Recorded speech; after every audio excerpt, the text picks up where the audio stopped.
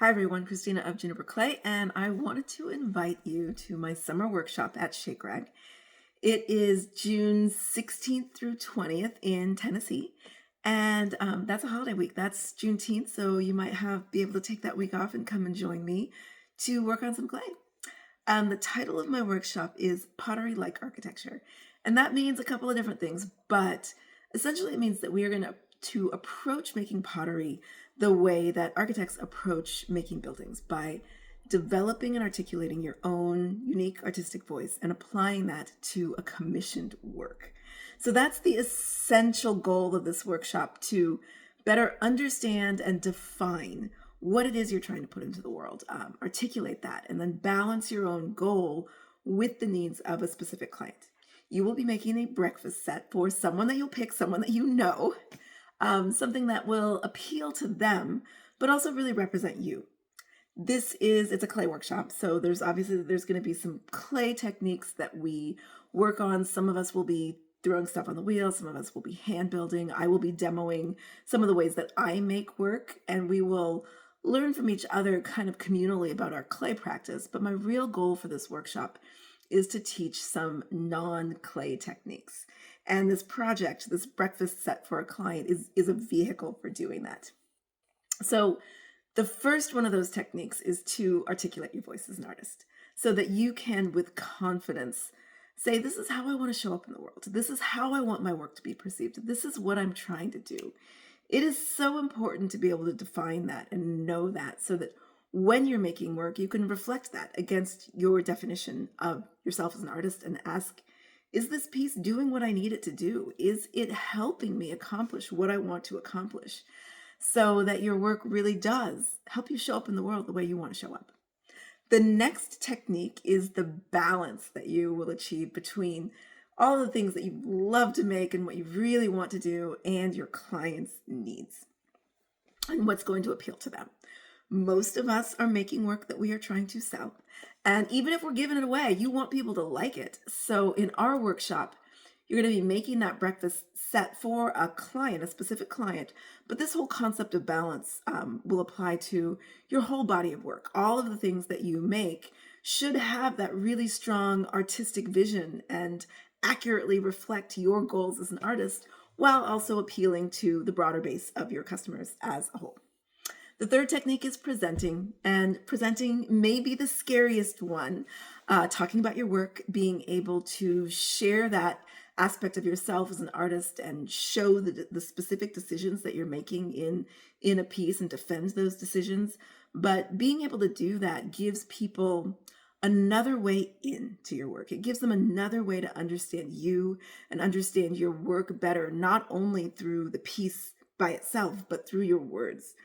And that takes practice, but it is a skill that can be learned, and we're going to learn it. I also want us to practice critique, both being able to give feedback and receive feedback in a graceful way, so that we can apply that to our practice and get better. One of the challenges, I think, or one of the wonderful challenges of being in the world of craft, is that, and especially, I would say especially pottery, we are incredibly supportive of each other's work. And that is an absolute delight. And it gives people the confidence to try things and to take chances.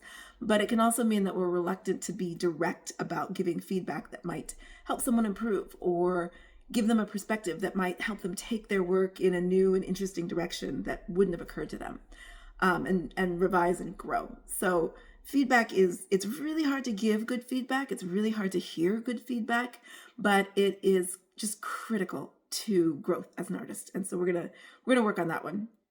And then the final thing that we're gonna work on is iteration. And that's a really hard one. I feel like when you're on a deadline, and I feel like I'm always on a deadline. I'm always, there's always this date looming that I'm working towards something, and it is next to impossible not to just feel like, I just want to be done. I just need to finish this. I just need to get it done. And in this workshop, we're going to practice revising that piece, revising something, so that we can make it incrementally better, so that we're not falling into the trap of substituting our first effort for our best effort. So those are the 5 techniques that we will be learning in pottery like architecture this summer, June 16th through 20th. And even before we get to Tennessee, before we land, I will be meeting one-on-one with everyone over Zoom a couple of times to talk about who you are, what your goals are for this workshop, prepare and talk about the client pieces you're going to be making, and do some drafting work so that we can really take advantage of the time we have together. The preparation, we only have a week. It's going to go so fast. And it's just like pottery, preparation is going to be essential to making this a real success. And so we're going to work on making this a success even before we get there.